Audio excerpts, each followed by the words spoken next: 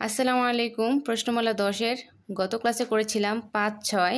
আজ আমরা 7 নম্বর অঙ্কটি দেখব। 7 নংয়ে আছে 4 জন কৃষক প্রতি ঘন্টায় যথাক্রমে 3, 9, 15 ও 18 বর্গমিটার জমি চাষ করতে পারে। কমপক্ষে তারা প্রত্যেকে পূর্ণ সংখ্যক ঘন্টায় কত বর্গমিটার জমি চাষ করতে পারবেন। অর্থাৎ আমাদের প্রথমে বের করতে হবে জমির পরিমাণ এবং তারপরে কে কত ঘন্টা জমি চাষ করতে পারে সেই সময়টা আমাদের বের করতে হবে। তো প্রথমে তো আমাদের লসাগু নির্ণয় করতে হবে।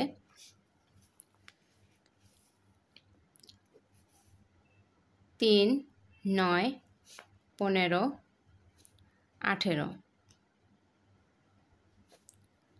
তো 3 দিয়ে দেব।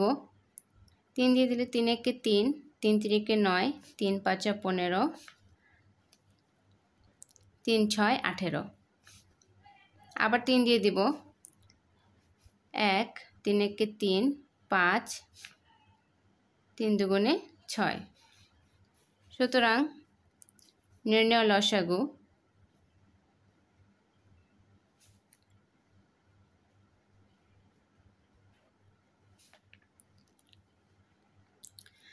2, 3 3 5। 2 গুণন 3 গুণন 3 গুণন 5। তাহলে 3 দুগুণে 6, 3 6 18। 18কে আমরা 5 দিয়ে গুণ দিব। 18, 5, 5 8 40। 40-এর শূন্য হাতে আছে 4, 5 একে 5 আর 4 9, 90। তাহলে আমরা গুণিতক পেয়েছি 90। সুতরাং আমাদের জমির পরিমাণ হচ্ছে, সুতরাং জমির পরিমাণ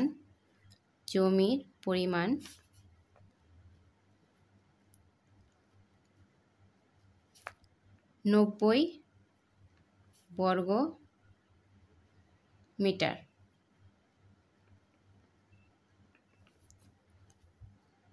সুতরাং আমরা লিখব প্রথম চাষি, সুতরাং প্রথম চাষি চাষ করবে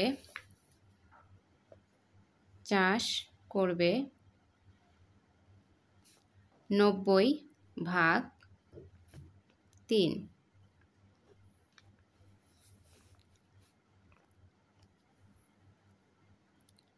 সমান 3 3 9, 3 আর 0, তাহলে 30 ঘন্টা। 30 ঘন্টা। সুতরাং দ্বিতীয় চাষি চাষ করবে 90/9। তাহলে 9 দিয়ে যদি 90-কে ভাগ দেই, 9-কে 9 আর 0, 10 ঘন্টা। সুতরাং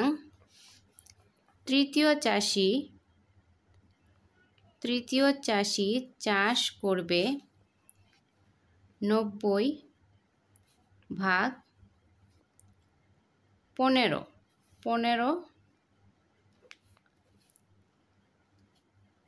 15 দিয়ে 90-কে ভাগ দিলে 6 15 90, তাহলে 6 ঘন্টা।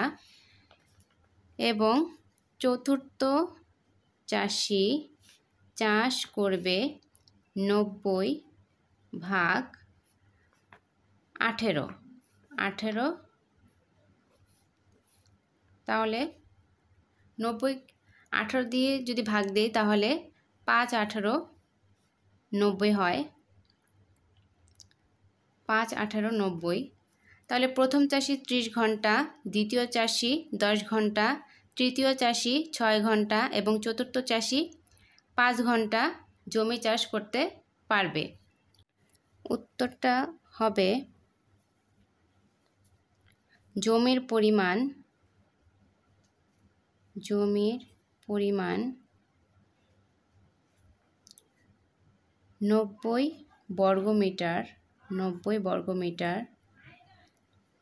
বর্গমিটার এবং সময় যথাক্রমে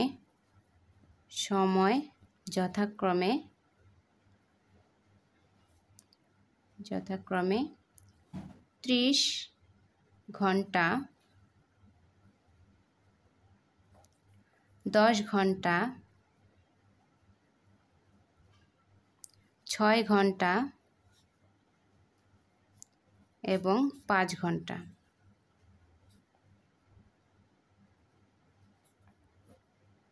এটাই আমাদের অ্যান্সার।